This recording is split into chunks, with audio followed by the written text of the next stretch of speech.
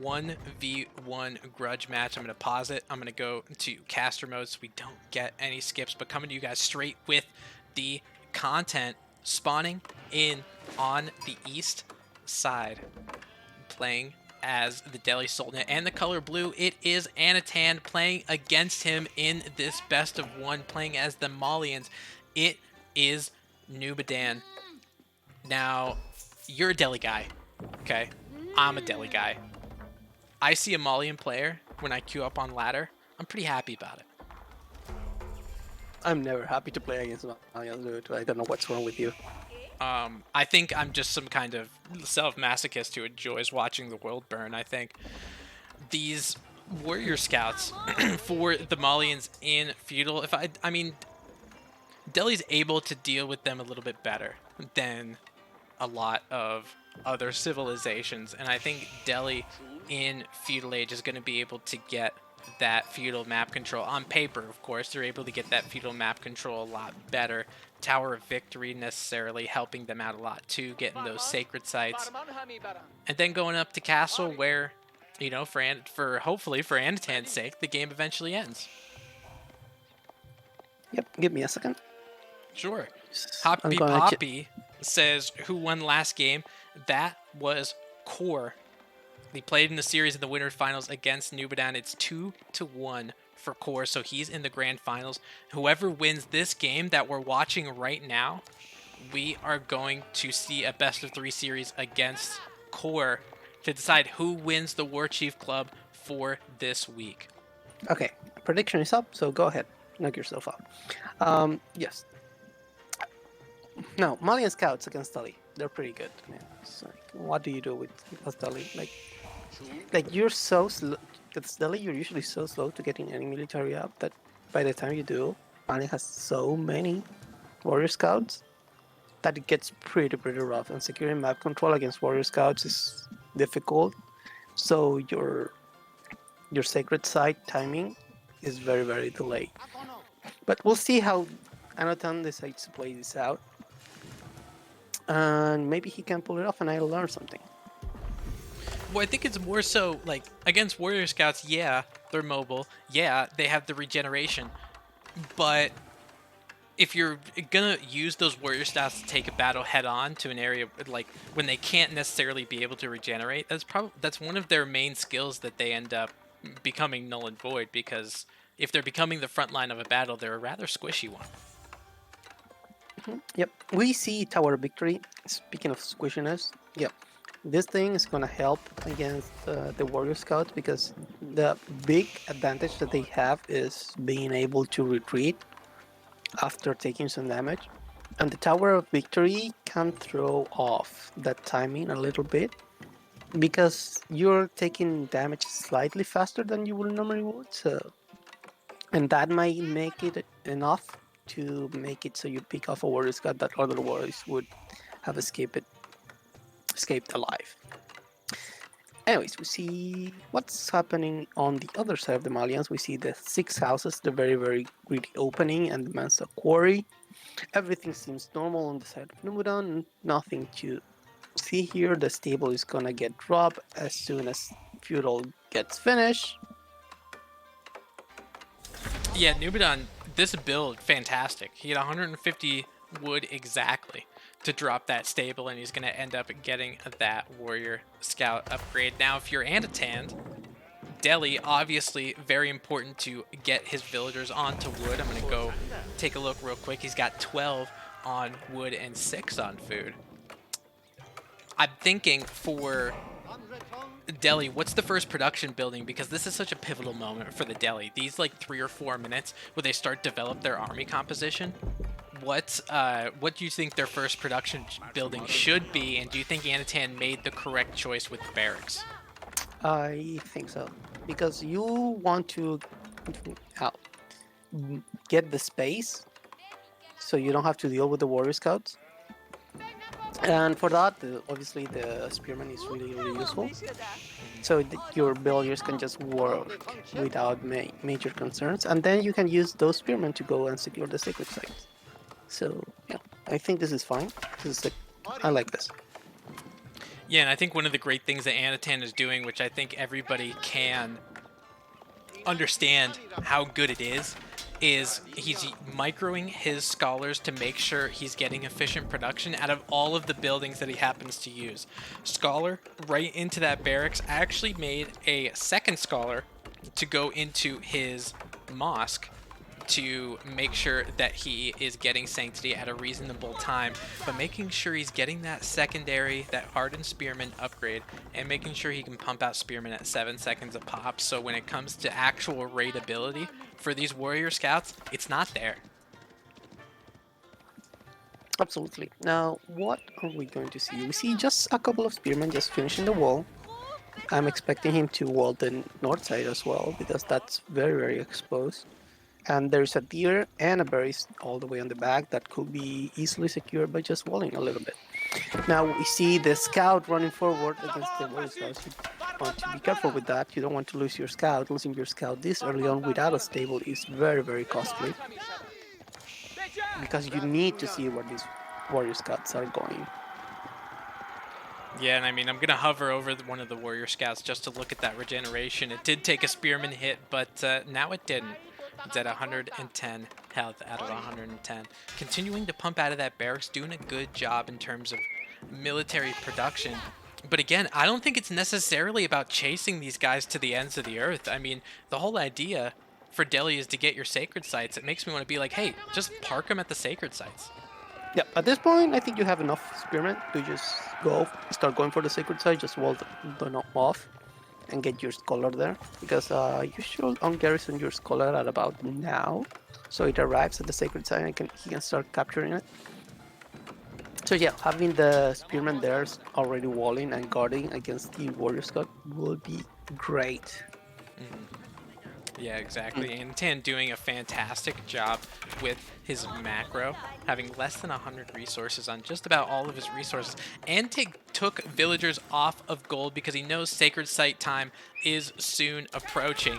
And he will be using that maybe to get extra scholars at a later date. But just having the 1 or 2 are good enough to take those sacred sites. First, outside walls from Anotand coming down on this middle area. And it looks like we will see the spearman trying to get that wall around. Now the Malian player Numudan having an ability to actually stand and fight with a couple archers.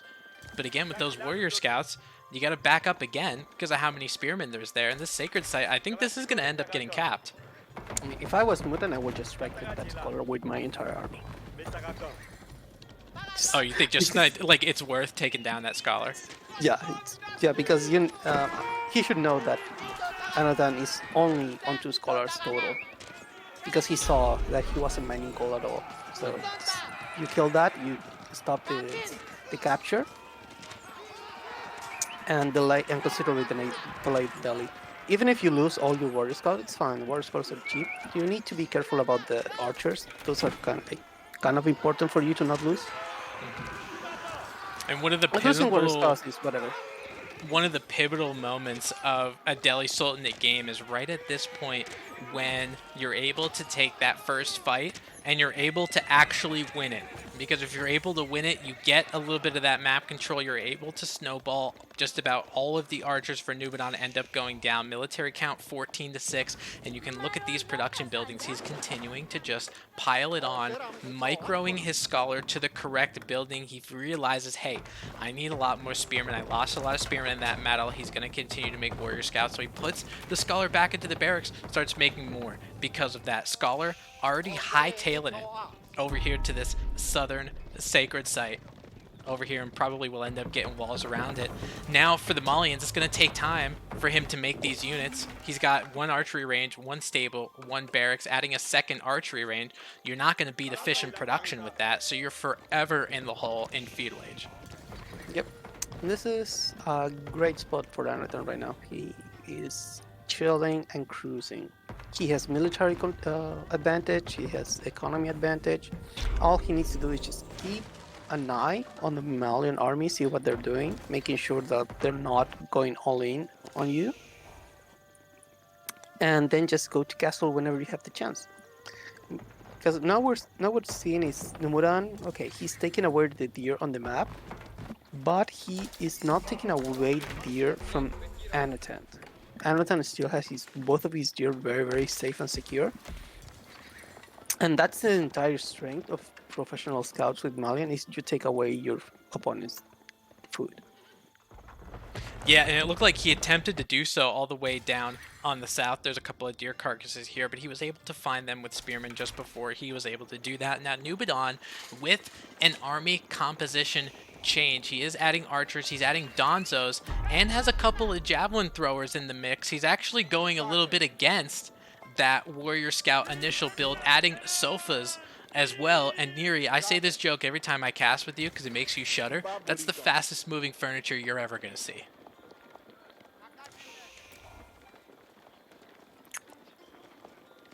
Yep. All right, he's gone. So horsemen from the Delhi Sultan are going to be able to see that warrior scout sacred site from the north, attempting to get capped with that scholar, ends up going down. Now Anotand knows where pretty much all of this fight, or all of this army, excuse me, from Numudan is. Now that he knows it's over on the north side, his two southern sacred sites are safe. He's going to be able to continuously pump out scholars rather quickly and well. Having two sacred sites, having the ability to have all of those scholars means your fights are going to be better, obviously, with that little bit of healing. And he's going to be able to preserve the military count that he has. He continues to be in the lead, 43 to 26, excuse me. So if he does take a fight, it's going to go well for Anotand. Yes, absolutely. I am back just because I don't want to get fired. Great, great. Welcome back. We see the scout going down for Anotand. That's pretty bad. You really want your scout at this point in the game because Malian army can get really scary really fast. So he will need to make another one from his table. He should queue up that fairly soon. Now we see Anotand trying to dive the Malian base. He's going to torch down on a couple of houses. This is fine as long as you just stay around here. Just maybe burn a house, but well, didn't have the chance to finish that house. But yeah, just hover around here. The longer you have the Malian around their base, the safer your food becomes. And now with the sacred sites timer, you could just sit and chill with these sacred sites too, right? I mean, look at Anotand in terms of getting his food resources. He's on almost 1,000 food. He's got about 600 gold. He's gonna, as long as he gets a market, if he does have one, and he does on the western side of his base, he's gonna go up to castle. Numudan is nowhere close. And getting veteran horsemen, veteran archers, veteran spearmen, that's going to be so good for him. Yep. Anotand needs to just chill. He can just give up that top sacred site. He doesn't need it. It's nice to have it take a couple of times for the extra gold, but he's completely okay without it. And now we see the compound of the defender being thrown down by Anotand. And we're gonna start seeing some keeps. Oh yeah, the more keeps the better, especially against a lot of these Malian troops. The keeps are going to be really good. It looks like Anotand might be taking this fight in feudal. It looks like he's just trying to keep this sacred site preserved. As long as he has two of them, he's going to do a good job in terms of gold per minute. And Anotand also making the smart idea with the presence of mind of using wood villagers for some of that compounded defender, because when that castle age comes in, you're going to be using some decent amount of food, and where you're going to be using a decent amount of gold, not only to get some of those gold units, because I'm not seeing any Musafati on the battlefield for him. You are going to need the stone to get some of those keeps, and village fortresses just gets clicked immediately. Just recently nerfed a little bit to 6 minutes instead of 5, but I'll be honest with you, man, like having 1 minute, I feel like it doesn't make that much of a difference. No, it doesn't. Really doesn't. It just makes it a little bit slower, but instead of queuing villagers straight up as you finish your keep, you get the sprinkler emplacement and then you start queuing villagers. That's the difference. Yeah. Now, something that is a pet peeve of mine, and I'm sure I'm probably wrong, but I'm really passionate about this on the compound of the defender. People get village fortresses, boiling oil, and then they get court architects and then slow burning defenses. I think that this is completely wrong. I think you should get slow burning defenses before court architects. Two reasons. One, it is considerably faster. And two, it makes it that you can never torch down a keep or an outpost from a galley. It's just impossible. Oh my god, Court Architects is 18 minutes. Are you kidding me? Yeah, it's an imperial madrasa upgrade, so it has the longest possible research time. Oh my god, with no scholars? Guys, this is really important to learn because I do this too. I put Court Architects like third or something like that. I don't have 18 minutes. I got shit to do. I'm not going to sit there and wait for the Court Architect to come up. But anyway, Numudan hitting Castle Age with the Farimba garrison. So let's see what units he decides to pump out of it. Army composition for Numudan. He is going a lot heavier in the Donzo department. And archers with just a little bit of javelin throwers is going to be adding stables. I'm guessing he's going to want to bolster himself up with a little bit of sofas, a little bit of imported armor, and then you got to remember for one of these archer ranges as the veteran archer status comes in, got to make sure you're adding some poison to those arrows. Again, I think I'm completely wrong about that thing because I know every pro player gets court architects before slow burning defenses, but it's like But it's 18 minutes. just 18 minutes. Just get the I value can make sooner. I can make a pizza. Anyways, yeah, you can make a pizza. That's correct. We see a Wololo. That's just the deterrence to secure that relic. Now we see the first keep going down near the middle sacred site. Hello, defend your villagers. There we go. And he will be able to do that. Horseman looks like achieving veteran status going to happen in about 30 seconds. Village Fortress is going to come out in about 2 minutes and 50 seconds. Another Wololo coming up, trying to get this sofa. Not going to be able to sit on that couch. And will be moving in the other direction. Neri, please don't leave after that furniture joke. I need you here. And Just make you made that joke every single time, and I hate it every time, even a little bit more. oh my god. Oh, Veteran status is in for Anotand. Military count now for these guys 73 to 66, actually in favor of Numudan, but Anotand might have a little bit more better army quality just because of that extra percentage of attack speed from Tower of Victory, and I think if he takes this fight head on, Neri, he might be in good standing. he might be in good standing. There are 26 archers for Anotand, so that's going to shred those monsters really, really fast. And then you don't have that many javelin towers on the side of Numudan, and javelin towers are kind of bad against that many archers because you need to target fire them individually, and it's kind of a mess. So yeah, I think I completely agree. This fight should favor Anotand, and this is the weakness of Malians. Whenever you start getting into big scale fights, their units are so specialized that it gets really rough to get a good engagement for you. Yeah, but it makes it really important for how micro-intensive it is, because if you have your units targeting the wrong thing, it could really be an issue for you. And a lot of the front line from Numudan are some of those flimsy veteran Donzos. There's so many veteran archers over here for the Delhi Sultanate, and a lot of them get wrapped up. Just got to make sure you're not getting targeted on those sofas, because they do have imported armor. They have so much armor. And actually, even though the military count now has stabilized from 60 to 55 in favor of Anotand, for him, it's more so getting the game to occur a little bit longer throughout, because you're still waiting on that village fortress to come up. It's got about 30 seconds in order for it to come up, so you're going to get those multiple town centers, you're going to get all of those villagers. It's all about in that 6-minute time frame, and you're keeping the sacred sites, just not dying, and you're good. Yeah, absolutely. Now we see Anotand basically completing all his upgrades. He's only missing basically +1 projectile, so he is about to be as strong as he's going to be this game. Now throwing down a second keep all the way on the north sacred side and the third one on the south one. So all the sacred sites are going to soon be under his control in a fairly secure manner, and then it's going to be trouble for Numudan because he missed his timing. The Mali timing against Delhi is in feudal and early castle. And the feudal one got absolutely smashed by Anotand, and the castle one it just went went away. Yeah, Now I mean, Numudan you needs to start. understand. Yeah. You understand. I'm sorry, I didn't mean to cut you off, but I understand why Numudan wanted to take that battle, even though we both saw it and we all both thought it was borderline disadvantageous.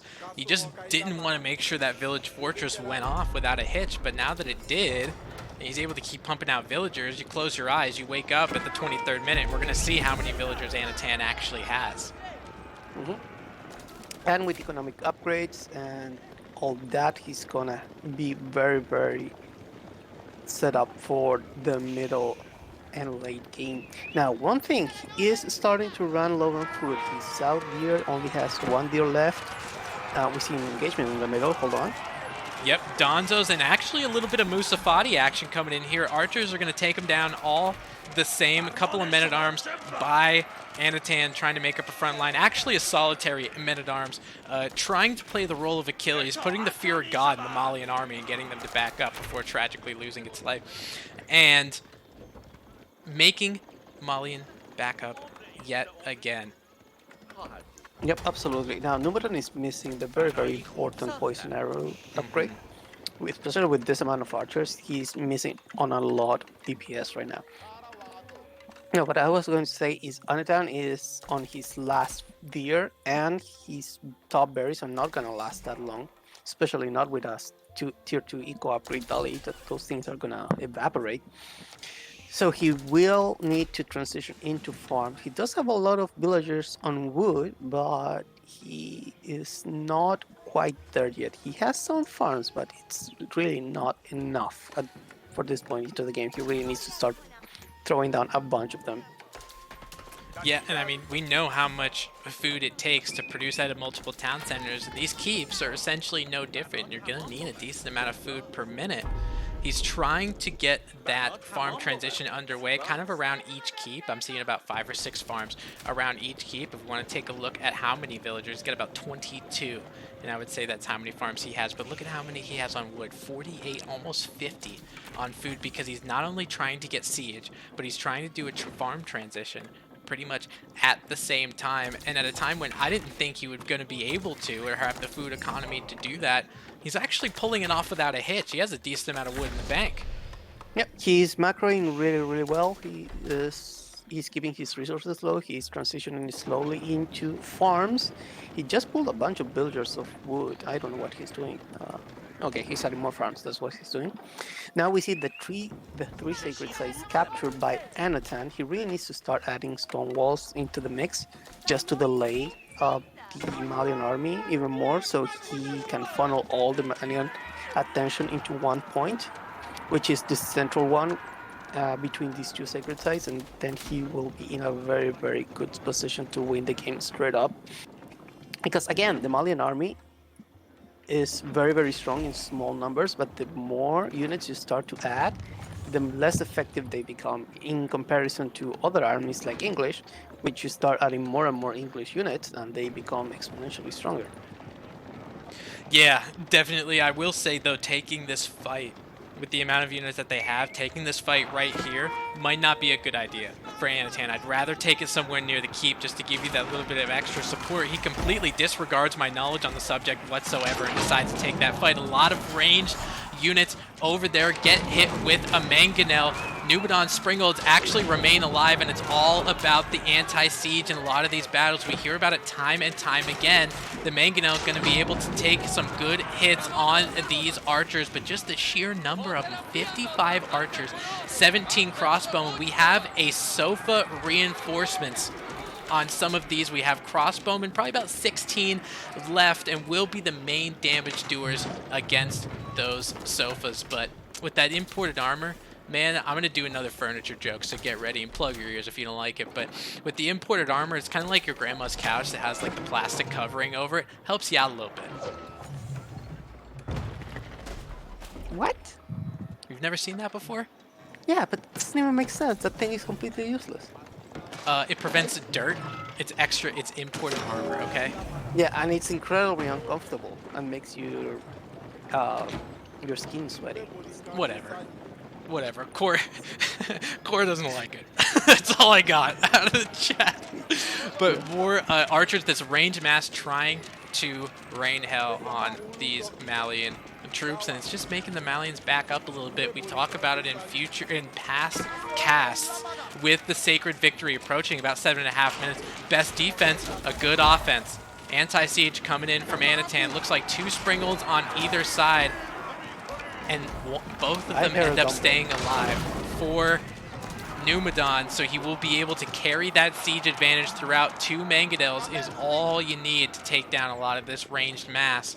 A lot of the siege workshops back here by Anotand do have a scholar in it. They're producing Mangonels very, very quickly. Numudan sees that, is trying to hurl some trebuchet stones in the middle of those workshops, but it's consistently being repaired, and it looks like Anotand has the amount of wood per minute to continue to produce siege out of these siege workshops that are actually sped up. I want to divert your attention to the thick boy that just joined the party. There's a Dumbo sighting, ladies and gentlemen. Just one. The single one. Look at all of it. It's 9 ranged armor. And against a mass of Numudan troops where he has 30 veteran archers, that Tower Elephant actually going to be doing pretty good. Yeah, that Tower Elephant is really, really good as long as there are no Donsos into the mix, which Numudan has quite a bit of. He has 15. That Dumbo can probably take on like half of this army by himself. It's like he's that big of a chat. Oh yeah. Oh yeah. And now for, I don't even know if it's about a sacred site victory. It's more like protect the Dumbo at all costs, it feels like. But now for Anotand, one thing that's going to help him in a lot of these skirmishes for this top sacred site, Greased Axle is going to come in for him, going to help him out a little bit. Plus 15%. I want to divert your attention very, very shortly. Sorry, team. There is a shop through going through on the south side, and he's dropping a keep in the middle of Numudan's base. And Numudan, I think he's not noticing this.